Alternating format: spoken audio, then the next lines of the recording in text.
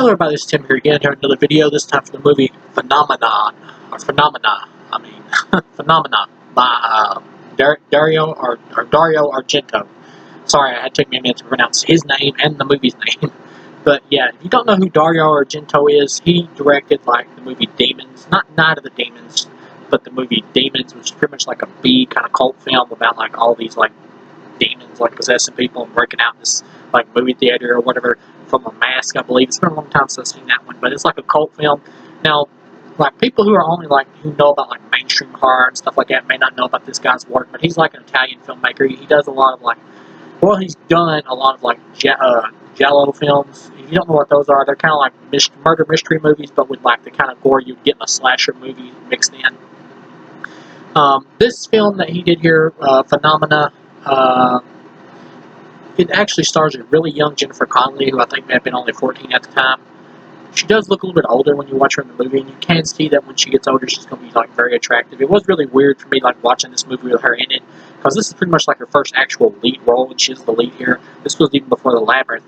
So it's really weird watching her here after seeing her something like Requiem for a Dream, where she's doing like ass to ass with a dildo. It's like, oh, you're kind of attractive. Ooh, this is getting nasty. But you know, I still like it kinky.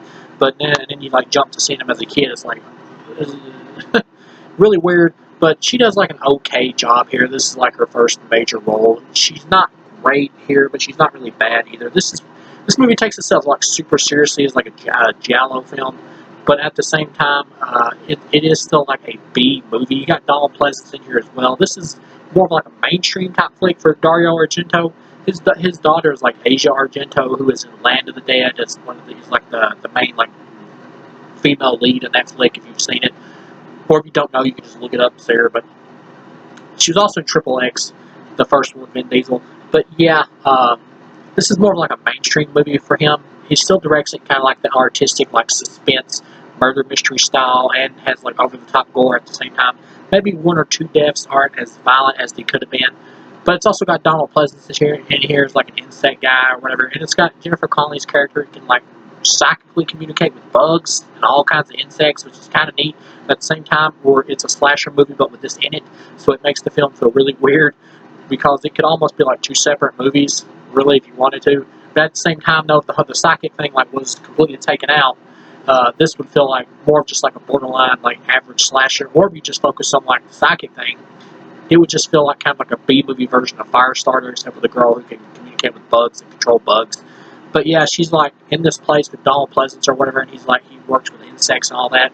And there's like some serial killer going around at the beginning of it. He like kills a girl who misses a bus and like goes into this random house. She kind of enters the place like nonchalantly though, but she gets in there and the killer like chases after her in a POV shot.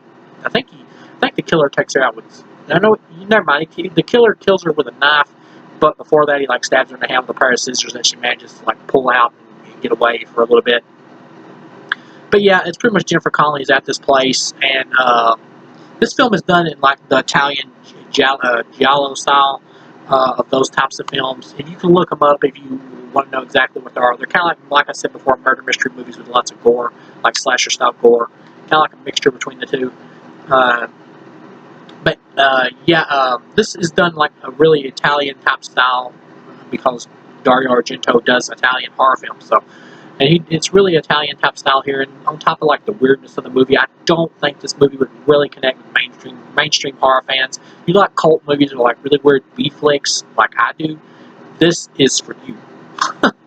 But yeah, you got Jennifer Connelly like at the place, and she like sleepwalks and everything. I don't think it's really ever explained why she sleepwalks. It's like she's in a trance, and Donald Pleasence has like this friggin' pet monkey, and he's like taking it around to like get it to like do stuff for him, like help him out and all that. And then, obviously spoilers, well, the killer turns out to be like one of the women that like works there at the place. She ends up like killing Donald Pleasence, and the score of the film is like real trippy, like 70s almost type stuff. I think the people who did I think the band like Goblin or whatever did like the music for this. I heard like the score. They also did it for like the original 70s Dawn of the Dead. You can kind of tell here, but you got like this really weird like mainstream cool metal music by like Motorhead that just pops in the movie. It doesn't fit the movie at all. It feels really out of place. I like the music, but it does not belong in this film. Like when Donald Pleasence gets killed and they're like taking him out on the gurney or whatever, it just starts playing like this real heavy metal music by Motorhead. It's really weird. Um, but yeah, come to find out, it's like the woman killing the people is like a woman that works at the place or whatever, and she's like been protecting her son, who's like a mutant, and she's trying to keep people from figuring out who he is or whatever, that he exists.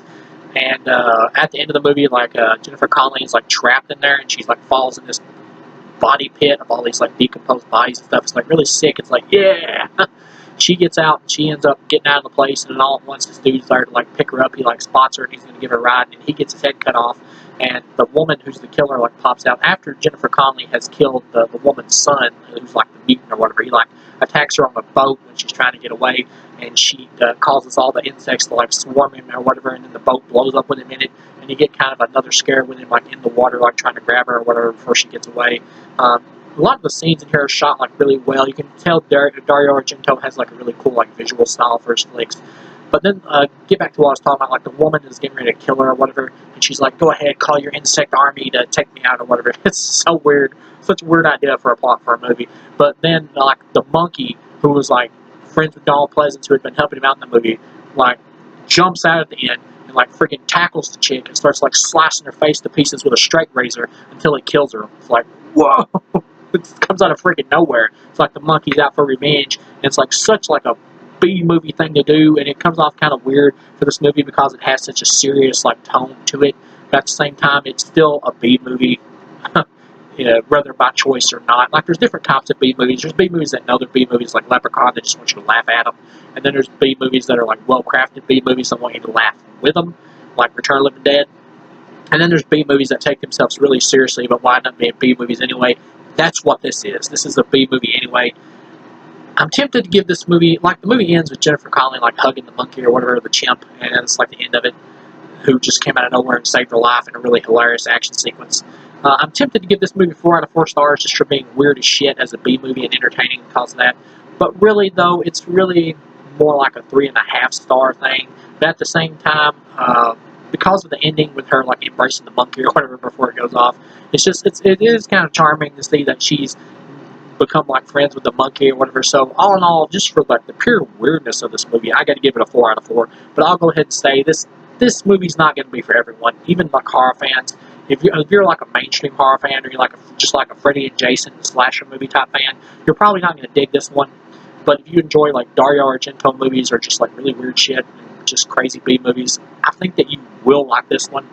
It has like a 6.8, I think, or something like that, or maybe like a 6.6, something like that on like IMDb. Like it has a cult following. Like people like this one. And I read a review where it's like this is a love it or hate it movie. Some guy said, which yeah, I can see that. Like a horror fan wise, if you're wanting something more professional or more, not something like as crazy and zany as this. I wouldn't really say professional because this film is like well put together, but it's really silly. Not completely by choice. You can tell when you're watching it, but it's really zany and just weird. But for what it is, I got to give it a 4 out of 4, just for pure entertainment value. But I will say that as an actual movie, it probably would really be like a 3.5 out of 4. But just for me, for just the pure entertainment of craziness I got from this film, I have to give it a 4. So thank you guys for watching, and if this sounds like your thing, I say check it out. If it doesn't sound like your thing, then definitely don't check it out because you're not going to enjoy it. Unless you're just like a big Jennifer Connelly fan, just want to kind of see her first actual lead role before The Labyrinth. So yeah, thank you guys for watching, and I'll see you again.